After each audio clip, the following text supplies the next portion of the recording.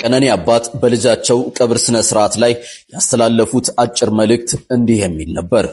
የልጄ እውነት እንደ ሃጫሉ ሁንዴሳ ተዳፍኖ እንዳይቀር እኔ ለማስተማር ነበር ከቅፌ ያወጣኋት እንጂ እንዲህ እንድትቀጠፍብኝ አልነበረም። የልጄን እውነት አፈላልጉኝ፣ የፍትህ አካላት ተከታትለው የልጄን ሐቋን ያውጡልኝ፣ ደሟን ያውጡልኝ ሲሉ አባት አቶ አዱኛ ዋቆ ተሰምተዋል። የቀነኒ አዱኛ ወላጅ አባት የሆኑት አቶ አዱኛ ዋቆ እጅግ ስሜታዊ ሆነው በቀነኒ ስርዓተ ቀብር ላይ በተሰበሰበው ህዝብ ፊት ስላስተላለፉት ወሳኝ መልእክት እንዲሁም ህዝቡም ይስማኝ ብለው ስለተናገሩት ወሳኝ ነጥብ የምናካፍላችሁ መረጃዎች ይኖራሉ።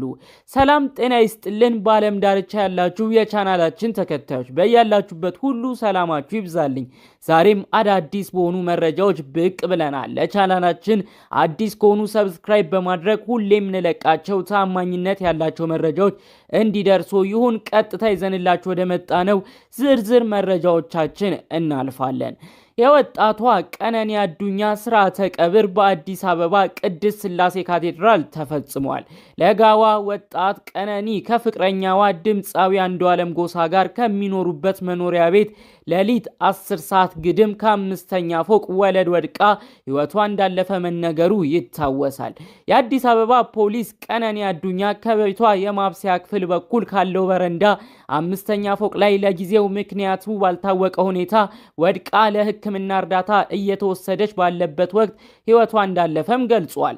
በወቅቱ አብሯት የነበረውን ድምፃዊ አንዱዓለም ጎሳን በቁጥጥር ስር በመዋል ምርመራ እያከናወነ እንደሆነም አስረድቷል። በቅድስት ሥላሴ በተፈጸመው ስርዓተ ቀብሯ ላይ ፍቅረኛዋ አርቲስት አንዱዓለም ጎሳ በፖሊሶች በመታጀብ ተገኝቶ እርሙን በማውጣት ስርዓተ ቀብሩ ላይ ተገኝቷል። የቀብር ስነ ስርዓቱ ከተፈጸመ በኋላ አባት አቶ አዱኛ ዋቆ ለቀስተኞች ፊት ባስተላለፉት መልእክታቸው የልጃቸውን ፍትህ በእጅጉ እንደሚሹም አሳውቀዋል። እንዲህ ሲሉም ተሰምተዋል። ሁላችሁንም የምጠይቃችሁ አርቲስቶቻችንም ለእናንተ የማስተላልፈው መልእክት የልጄን እውነት አፈላልጉኝ፣ እንደ ሃጫሉ ሞትም ተድበስብሶ እንዳይቀርብኝ ብለዋል። እኔ ለማስተማር ነበር ከቅፌ ያወጣኋት እንጂ እንዲህ እንድትቀጠፍብኝ አልነበረም፣ ሌላ የምለው የለም ሲሉም ተደምጠዋል። አባት አቶ አዱኛ ዋቆ እኔ ቀነኒን የማውቃት እጅግ ታታሪ፣ ስራን የምትፈጥር ደግሞም ስራ አክባሪ ናት። እንዲህ ርኩስ መንፈስ ይዟት ራሷን ታጠፋለች የሚለውን ጉዳይ ውሸት ነው ብዬ ነው የምቀበለው ብለዋል። እሷ ሲቸግር ተበድራ እንኳን የምትሰጥ እንጂ ከሷ ይህ አይጠበቅም በማለት በልጃቸው ህልፈት መሪር ሐዘናቸውን ገልጸዋል። እኔ አሁንም ቢሆን የፍትህ አካላት ተከታትለው ሐቋን ያውጣልኝ፣ ደሟን ያውጡልኝ፣ ሌላ ምንም የምለው የለም ብለዋል። ለጋዋ ወጣት ቀነኒ አዱኛ ከአባቷ አቶ አዱኛ ዋቆና ከእናቷ አስቴር መኮንን መጋቢት 7 ቀን 1991 ዓመተ ምህረት እንደተወለደችም መረጃዎቹ ወጥተዋል። የፊታችን ቅዳሜም 26ኛ ዓመት ልደቷን ለማክበርም ስትዘጋጅ እንደነበረ መረጃዎቹ ተሰምተዋል። ይህ መረጃ የዶቼ ቬሌ ሬዲዮ ጣቢያ ነው። በሌላ በኩል ቀነኒ አዱኛ ከመሞቷ በፊት በነበረው የቀን ውሎዋ አብሯት የዋለው የልደቷንም ፎቶ ሲያነሳት የነበረው ወንዴክስ ስቱዲዮ ወይም ወንደሰን በጋሻው ይህም ብሏል። ቀን እስከ ማታ የልደት ፎቶዎቿን ሳነሳት ነበር። ጠዋት መርዶ አረዱኝ።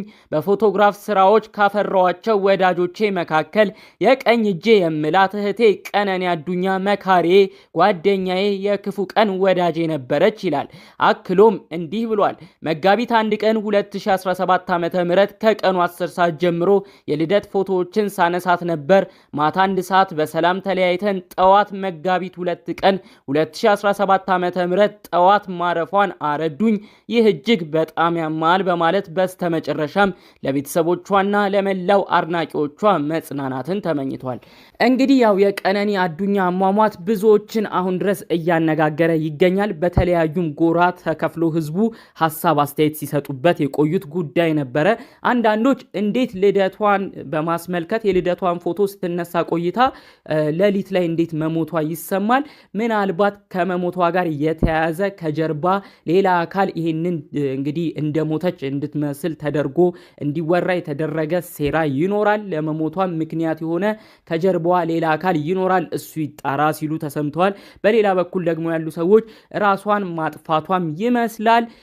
ምክንያቱም በተለያዩ ጊዜያቶች ላይ ተስፋ መቁረጥ ይታይባት ነበር። በህይወቷም እጅግ የምትበሳጭበት የምትናደድበት ነገር ነበረ። በህይወቷም ደስተኛ ያልነበረችበት የትዳር ህይወት ላይም ነበረች ሲሉም ተደምጠዋል።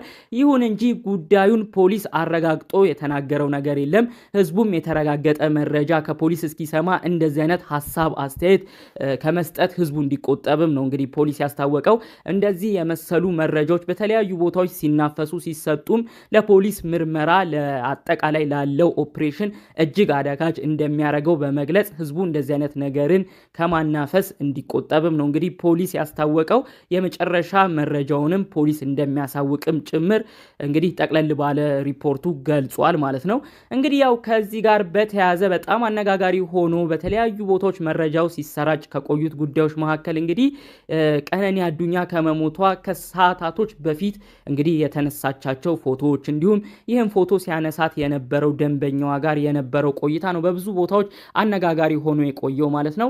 እንግዲህ ይህ ፎቶ አንሿም የተናገረው ከመሞቷ ሰዓታት በፊት ከኔ ጋር አብረን ነበርን፣ ፎቶም ሳነሳት ነበር፣ ትልቅ ፕሮግራምም ነበራት፣ የልደት ማስታወሻ ፎቶዋንም ከ10 ሰዓት እስከ ምሽት 1 ሰዓት አነሳኋት፣ ሌሊት ላይ መሞቷን ሰማሁኝ፣ ይህ እጅግ የሚከብድ ዜና ነው ብሎ እንግዲህ መልእክቱን አስተላልፏል ማለት ነው።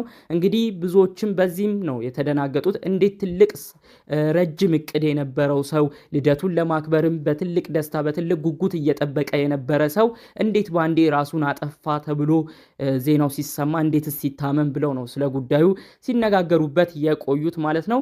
እንግዲህ በጣም ብዙ አርቲስቶች የስራዎቿ አድናቂ የሆኑ ግለሰቦች በቲክቶክ ደግሞ ትልልቅ ፎሎወር ያላቸው ጓደኞቿ አብረዋት ቪዲዮ ይሰሩ የነበሩ ወዳጆቿም ጭምር በጉዳዩ እጅግ አዝነዋል። እጅግም ስሜታቸው ተጎድቷል። እንግዲህ የነበሩበትን ስሜትም ሀዘንም በመልእክት ሁሉ ሲገልጹም ተመልክተናል ማለት ነው። በተለያዩ አርቲስቶችም የሀዘን መግለጫም ሲሰጡ ቆይተዋል ማለት ነው። እንግዲህ ያው ከቀነኒ አዱኛ ጋር በተያያዘ የተለያዩ መረጃዎች አሁን ድረስ እየወጡ ይገኛሉ። የተለያዩ መልእክቶችም በተለያዩ ሰዎች የሀዘን መግለጫዎችም ሲተላለፉ ቆይተዋል። ይሁን እንጂ እንግዲህ ከመሞቷ ከጥቂት ሰዓታት በፊት አብሯት የነበረው ፎቶዋንም ያነሳት ግለሰብ የተናገረው መልእክት ያስተላለፈው ነገር ግን በብዙ ሰዎች ልብ ዘንድ የቀረ ነው ማለት ነው። ሰው ማለት ከንቱም ያስባለ ነው። እሷ ለልደቷ ስትዘጋጅ እሷ እዚህ ዓመት ላይ ፈጣሪ ያደረሰኝ ብላ ተመስገን ብላ ፎቶዋን ተነስታ እንኳን በቅጡ ሳትጨርስ የተነሳቻቸውን ፎቶዎች በቅጡ ታትመው እንኳን ሳታያቸው ህልፈተ ህይወቷ መሰማቱ እጅግ የሚያሳዝን ክስተት ነው ሲሉ ጉዳዩን ገልጸውታል። እንግዲህ በቀጣይ የሚኖሩ መረጃዎችን ተከታትለን የምናደርሳችሁ ይሆናል። ለዛሬ ይዘንላችሁ የመጣነው መረጃ ይህን ይመስል ነበረ።